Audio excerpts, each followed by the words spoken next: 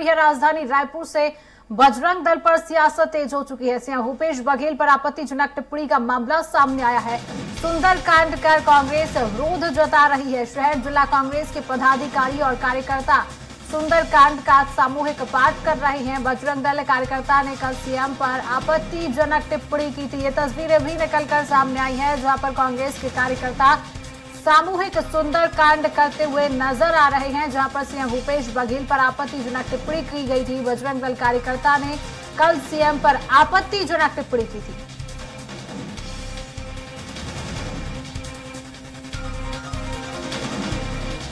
इसी खबर में अधिक जानकारी के लिए हमारे साथ राजधानी रायपुर से हेमंत लाइव जुड़े हुए हैं। हेमंत, सियासत तेज हो चुकी है। बजरंग दल के कार्यकर्ताओं ने कल सीएम भूपेश बघेल पर आपत्तिजनक टिप्पणी की थी और ये तस्वीरें भी हमने अपने दर्शकों को दिखाई, जहां पर सामूहिक कांग्रेस कार्यकर्ताओं की तरफ से सामूहिक सुंदरकांड का आयोजन किया गया है। क्या तस्वीरें निकलकर सामने आ रही है, क्या कुछ जानकारी हेमंत?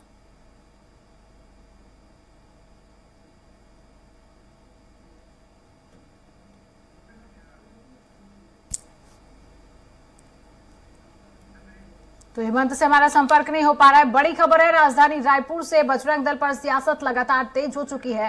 सीएम भूपेश बघेल पर आपत्तिजनक टिप्पणी का ये मामला सामने आया। तो एक बार फिर से हेमंत हमारे साथ जुड़ चुके हैं लाइव राजधानी रायपुर से। हेमंत, आपत्तिजनक टिप्पणी का ये जो मामला सामने आया है, जहां पर बजरंग दल के कार्यकर्ताओं ने सीएम भूपेश बघेल पर कल आपत्तिजनक टिप्पणी की थी और जहां पर सामूहिक सुंदरकांड का पाठ किया जा रहा है कांग्रेस कार्यकर्ताओं की तरफ से, क्या तस्वीरें निकलकर सामने आ रही है? मतलब क्या कुछ जानकारी उपलब्ध हो पा रही है?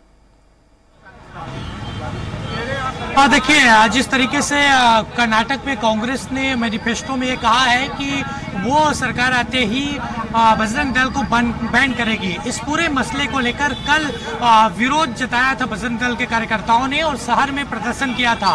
प्रदर्शन के दौरान मुख्यमंत्री भूपेश बघेल पर आपत्तिजनक टिप्पणी की गई थी, अब शब्दों का प्रयोग किया गया था और अब उसके बाद विरोध में कांग्रेस के कार्यकर्ता भी सड़क पर उतर आए हैं और यहाँ पर फायर ब्रिगेड चौक में सुंदरकांड का आयोजन यहाँ पर किया गया और तमाम कांग्रेस के नेता यहाँ पर मौजूद थे। महापौर इजाज ढेबर मौजूद थे और तमाम जो कांग्रेस के नेता हैं वो भी यहाँ पर मौजूद थे। हमारे साथ बातचीत के लिए गिरीश दुबे जी हैं, जिला अध्यक्ष शहर कांग्रेस के। ये जिस तरीके से टिप्पणी की गई कल बजरंग दल को बैन करने मामले में, कल प्रदर्शन बजरंग दल के कार्यकर्ता कर रहे थे और वहाँ पर जिस तरीके से आप शब्दों का प्रयोग हुआ, आज आप लोगों ने सुंदरकांड का पाठ किया है। देखिए, किसी दल के विषय में, किसी व्यक्ति के विषय में मेरा टिप्पणी करने का कोई उद्देश्य नहीं है और ना मैं करना चाहता हूँ। भगवान हमारे बहुत ऊपर हैं, आराध्य हमारे बहुत ऊपर हैं, उनके विषय में चर्चा करने के लिए भी मैं जर्रा हूँ। हम उनकी आराधना करते हैं, हम उनकी पूजा करते हैं कि वो हमको सद्बुद्धि दे, हमें सद्मार्ग दिखाएं और सुख शांति दें और लोगों के बीच में छत्तीसगढ़ के अंदर जो आज सौहार्दपूर्ण वातावरण बना हुआ है, वो केवल और केवल हमारे आदरणीय मुख्यमंत्री भूपेश बघेल जी जो काम कर रहे हैं, उन्होंने राम मंदिर निर्माण के लिए, राम वनगमन पथ के लिए, कौशल्या माता मंदिर के लिए, भगवान राम की विशाल अदमकद मूर्तियों के लिए काम किया। विश्व में जो गौ के लिए काम नहीं हुआ, गौ माता के संरक्षण के लिए उन्होंने काम किया।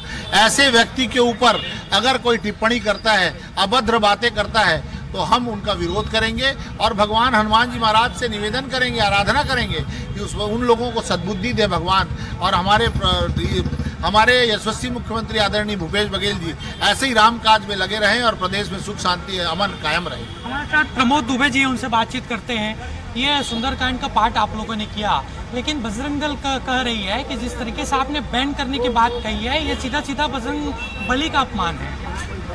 किसका अपमान है? बजरंग बली का अपमान बता रहे हैं। अरे, कोई संगठन अपनी तुलना भगवान से कैसे कर रहा है, यही समझ से परे हैं। वो राम के दूत थे, ये किनके दूत है? नागपुर वालों के।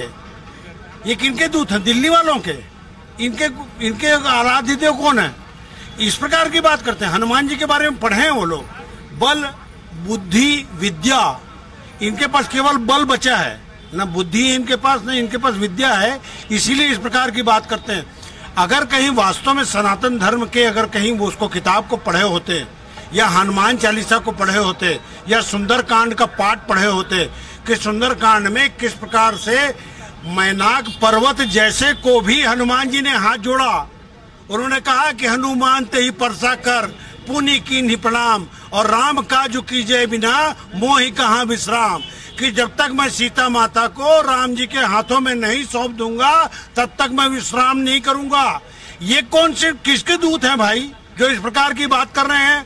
इसीलिए भूपेश बघेल जी ने इनके माता पिता से आग्रह किया, भगवान से आग्रह किया कि इनको बुद्धि दे दो। ये गलत दिशा में गलत जगह में ट्रेनिंग ले रहे हैं, इनको अच्छी ट्रेनिंग की आवश्यकता है। कभी भी राजनीति को धर्म से जोड़कर नहीं देखना चाहिए।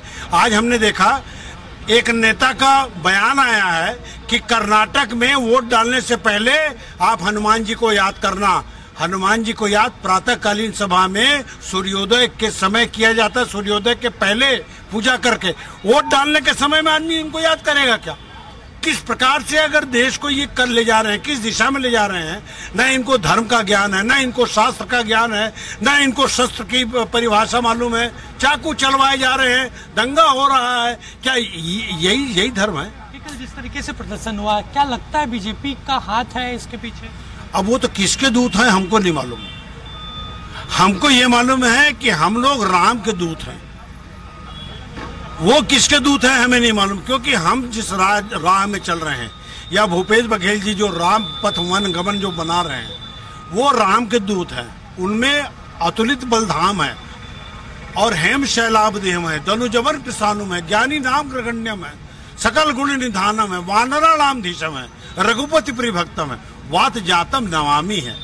तो हम लोग जो काम करने वाले लोग हैं वो भगवान से यही प्रार्थना कर रहे हैं कि जाने अनजाने में इनको अगर कहीं गलत दिशा में जा रहे हैं तो अपने आत्मज्ञान को, अपने आत्मबल को पहचान करके अपने सही दिशा में जाएं। समाज के उत्थान के लिए, देश के उत्थान के लिए, राष्ट्र की भक्ति के लिए लगाएं। ये इन सब चीज़ों को करके क्या बताना चाहते हैं, इसीलिए हम लोग उनको बुद्धि देने के लिए हम लोग यहाँ देखिए शिवांगी, जिस तरीके से प्रदर्शन कल हुआ था बजरंग दल के कार्यकर्ताओं के द्वारा, उसमें टिप्पणी की गई थी मुख्यमंत्री भूपेश बघेल के खिलाफ, और उसी बात का विरोध कांग्रेस यहाँ पर कर रही है। सुंदरकांड का पाठ यहाँ पर किया गया, तमाम कांग्रेस के नेता यहाँ पर मौजूद थे, और जिस तरीके से कांग्रेस के नेताओं का भी कहना है कि जो बजरंग बली हैं वो राम के दूत थे, लेकिन जो बजरंग दल के कार्यकर्ता हैं वो किनके दूत हैं? क्या महाराष्ट्र के, या नागपुर के, या दिल्ली के? तो ठीक तरीके से सवाल यहाँ पर कांग्रेस उठा रही है,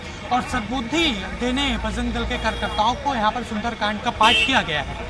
हेमंत, क्या लगता है राजनीति में धर्म को आड़े लाया जा रहा है, राजनीति में धर्म के टॉपिक्स को लिया जा रहा है, क्या लगता है हेमंत? देखिए, राम को लेकर राजनीति पूरे भारत में होती रही है, खासतौर पर छत्तीसगढ़ में। जब से मुख्यमंत्री भूपेश बघेल ने कमान संभाली है तब से ज़्यादा हो रही है, क्योंकि यहाँ पर राम वन गमन पथ जैसी योजना, कौशल्या माता का जीर्णोद्धार, उनके मंदिर का जीर्णोद्धार, और जिस तरीके से यहाँ पर अभी कुछ दिन पहले महोत्सव का भी आयोजन किया गया, तो एक तरीके से देखा जाए तो जो जिस तरीके से बात बीजेपी करती है, हिंदुत्व को लेकर चलती है, राम नाम को लेकर चलती है, उसको पूरी तरीके से उन योजनाओं के जरिए उसको कैप्चर करने की कोशिश मुख्यमंत्री भूपेश बघेल ने की है, और इसीलिए यहाँ पर लगातार राजनीति राम को लेकर हो रही है। लेकिन अब जिस तरीके से कर्नाटक में ये कहा गया कांग्रेस के मैनिफेस्टो में कि बजरंग दल को बैन किया जाएगा, उसके बाद मुख्यमंत्री भूपेश बघेल की टिप्पणी आती है, और उसके बाद बजरंग दल के कार्यकर्ता यहाँ प्रदर्शन करते हैं। मतलब राम के नाम पर राजनीति तो छत्तीसगढ़ में होती रही है, लेकिन अब बजरंग बली के नाम पर भी सियासत शुरू हो चुकी है। शिवांगी जी, मैं तो तमाम जानकारी हम तक पहुंचाने के लिए बहुत बहुत शुक्रिया। तो आपको ये लाइव तस्वीरें हमने दिखाई जहां पर कांग्रेस के कार्यकर्ता सामूहिक सुंदरकांड करते हुए नजर आ रहे हैं।